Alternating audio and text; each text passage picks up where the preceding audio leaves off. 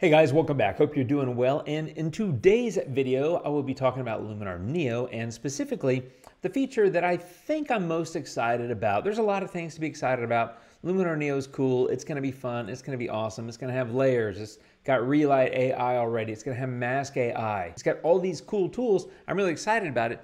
But there's one thing that it does that I think is going to be probably most useful to me. And I'm going to talk about that today. Now, before I do that, I want to ask you a favor, my friends. Two favors. One favor? A favor. Divide it up however you decide. But the favor is about 49% of you guys that watch my videos don't subscribe to my channel.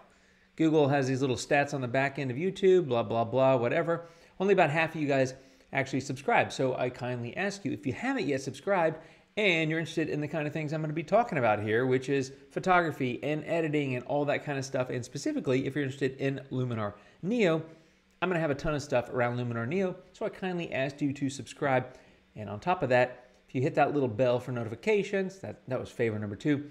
And favor number three is if you like this video, give it a thumbs up. That tells YouTube that, hey, this guy's video is pretty cool. And then it shares it with other people and stuff like that. It's a free favor to me, which is super helpful. Anyway, I'm going to get on to the content of the video. So here I am with a photo. This is a landscape photo, but the truth is this feature is applicable in any photo. And what I'm going to do is I'm going to go into develop, and what I want to do is just kind of start editing this photo. So I'm going to go, I do about a 36 on contrast. I pull the highlights down quite a bit. There you go, -71. I'm lifting the shadows and I'm looking at my notes so that I know what I'm doing. I've got a nice kind of balanced looking photo. And in the whites and blacks, I'm going to lift the whites about a 22, something about like that. And I'm pulling the blacks down just a hair, like a -2. Just a tiny smidge of an adjustment there, but already a fairly substantial adjustment to the photo, but I'm not done. There's a lot I want to do to this photo, and we're going to walk through that here.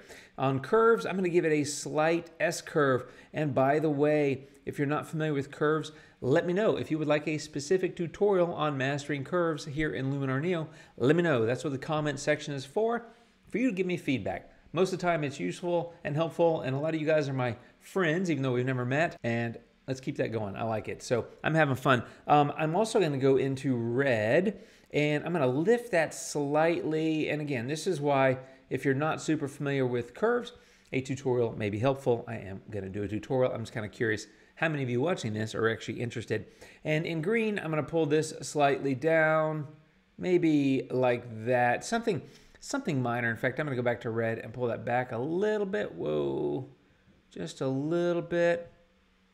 In the green, I might reduce that a little bit as well. As you can see, those two moves gave it a little bit of a warmer kind of look overall. And so now I'm going to go into color, and I'm going to go to 5894. Let's just type it in. It's easier. Here we go, 5894. Boom. And my tint is going to be 14, which is right where it is. And vibrance is going to go to 10. So let me pop that up to 10.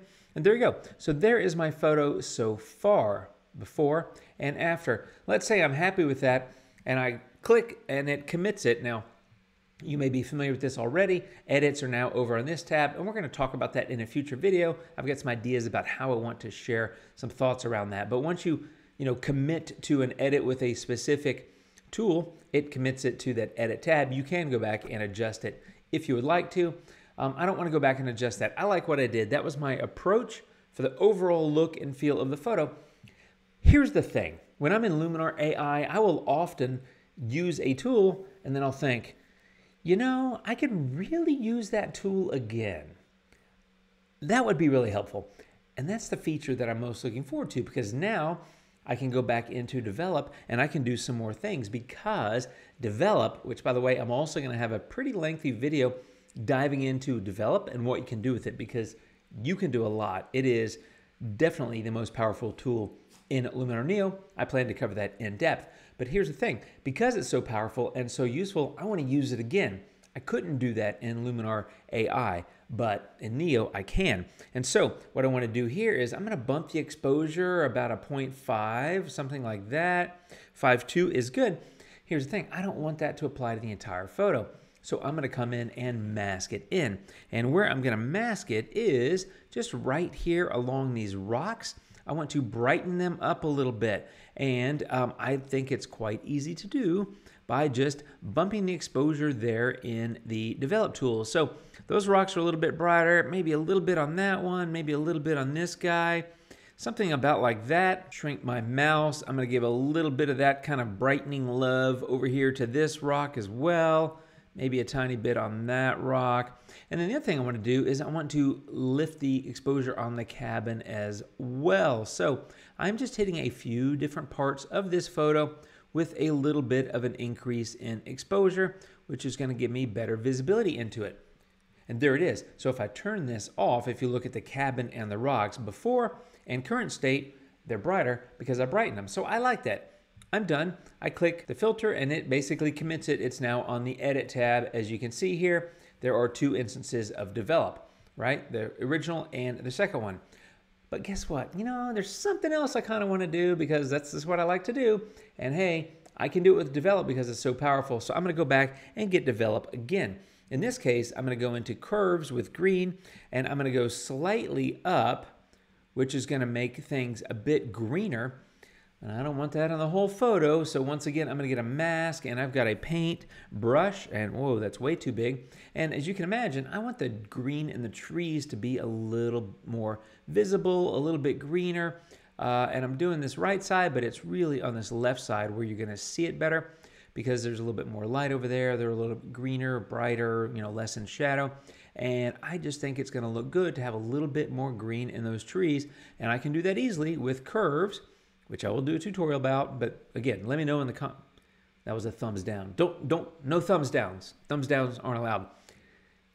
Me pointing down below is pointing at the comment section. Leave a comment if you're interested in the curves tutorial. So now I have applied this green where I wanted it, which was on those trees over there and on the right. I could also do further adjustments once I've done a mask. I'm just gonna leave it like that. I'm happy with the green. I'm gonna go ahead and commit it. And so, of course, on the Edit tab, I now have 3 edits, and of course, they are all the Develop tab because I keep reusing it. And you know, gosh darn it, I just thought of something else I want to do, and I want to do that specifically to the sky and the water. So I'm going to go into Color, which is super useful here, and I'm going to give that a vibrance of about a 20, but I don't want that on the whole photo. I just want it in the sky and water. Once again, I am getting a masking brush, and I'm going to go very large here and very quick and rough, because we're filming this and I don't want to have you sit here and watch me mask this.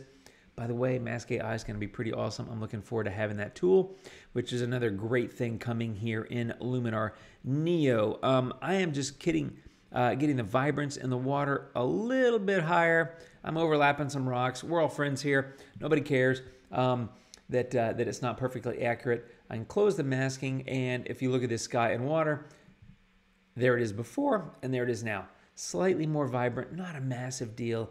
May not even be able to notice it that well in the video, but I like it, and so I'm done. So once again, I commit it, and now it's on the Edit tab, and I've got 4 instances of Develop over here. I'm gonna go back to the main editing tab, and of course, I thought of something else, and that is, the photo's just a little bit dark. I'm just gonna go with an overall exposure bump, maybe something about like that. I don't wanna go too high, I don't wanna overdo it. I mean, I created some nice contrast in my first use of it, which was highlights and shadows work, whites and blacks, and the S-curve in the tone curve section. So all of that helped really create some nice contrast, but overall it felt like it was a little bit dark. So I wanted to come back and give it a little bit of a bump in exposure, you know, maybe something like that. And that's overall, in other words, applying to the entire photo. I'm not gonna mask that one, but of course I could if there was something specific I wanted to do. And that is what I'm most excited about, is the ability to reuse tools. In Luminar AI, you had local adjustments, and it had some things like Structure AI, which I use 2-3 times on photos all the time. You could do that in local adjustments. It's quicker and easier with Neo because it's all right here. You don't have to go to that other tab and get a new one. You just use it, commit it, use it, commit it, use it, commit it, as I've been doing here. So that is what I'm most excited about, at least as of right now. There's a lot of things I'm excited about, but that's going to be super useful. Because you're probably like me, where you go in and you edit a photo, and I tend to start with the global adjustments with the Develop tool, but then I come back and I want to do some custom specific things and I want to mask them in. And because there are so many sliders, so many little sections in develop, just means there's a lot of capability. I want to use that capability and specifically apply it in certain parts of the photo. And that's where the masking comes in and the reuse of the tool and the way they're implementing edits here with this edit tab, allowing me to go back in and use tools again and again. By the way, I could go back into any of these and just further refine those. So if I did something like if I wanted to adjust the green mask that was in the trees, I could go back in and adjust that. I'm hopeful in the future that we can name these, but that would make it easier, especially when you have developed 5 times like I do here. It could get a little confusing. But as of right now, it looks like that. And that's it, my friends. I'm super excited, and I've been using this a lot where I can go in and use a tool and use a tool and use a tool. And it's not because I just want to use one tool, of course. It's just that this tool specifically has so much capability. I would like to use it again, and I can in Luminar Neo. That's a great thing. It's going to give us so much power at our fingertips that we're going to be able to get a lot done in Luminar Neo. One of the things I'm looking forward to is that feature. And frankly, I'm using it now because it's in the beta that I have and that you probably have as well. That's it for this one, my friends. Just kind of going over some things that you can do. I will be back with more deep tutorials around a lot of these tools and filters, curves, develop, things like that. If there are specific things you want to see me cover, hit me up down below. And until then, my friends, I will catch you in the next video. You guys take care of yourselves and adios.